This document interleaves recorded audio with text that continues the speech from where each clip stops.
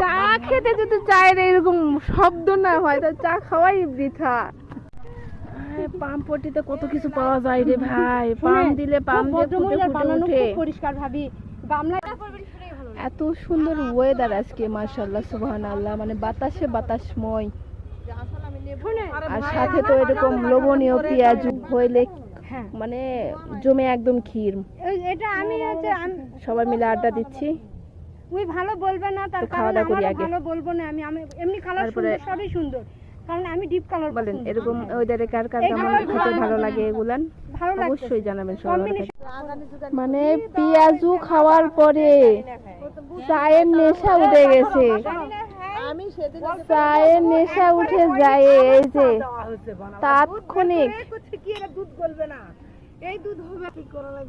ওই কেবল আসে বসছে, আর এর সাথে সাথে করছে চলেন চা খাবো, আপনার বাসার চলেন, আপনার খাওয়ানোর কথা ছিল, সাথে সাথে আবার নিয়ে যায়। এই যে দেখেন, ধোয়া লাগবে না, ধুয়ে নিয়ে এসছি। ও আচ্ছা, বের হলো না রে। এই যে এই তো এখন হচ্ছে মজা।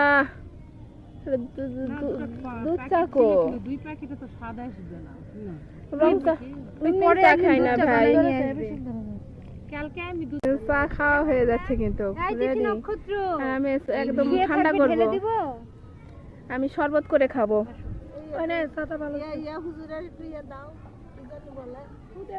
ধন্যবাদ ভাবি, ধন্যবাদ ধন্যবাদ। আবহাওয়ার সাথে আজকের খাবারগুলো একদম পারফেক্ট ম্যাচ।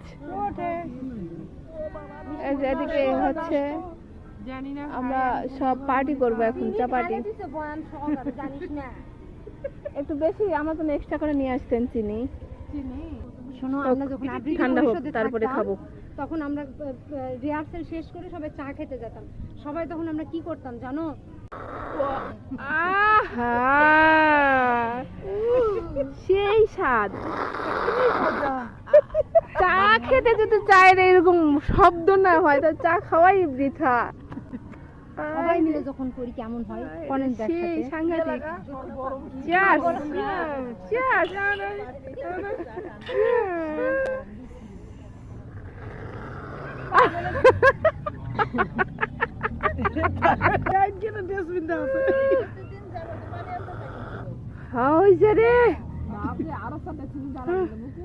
তো সবাই ভালো থাকবেন, আল্লাহ হাফেজ। স্বাস্থ্যের অবস্থা খারাপ কিন্তু খালি আজকে ওই যে মানে পানি খাওয়া, এই যে না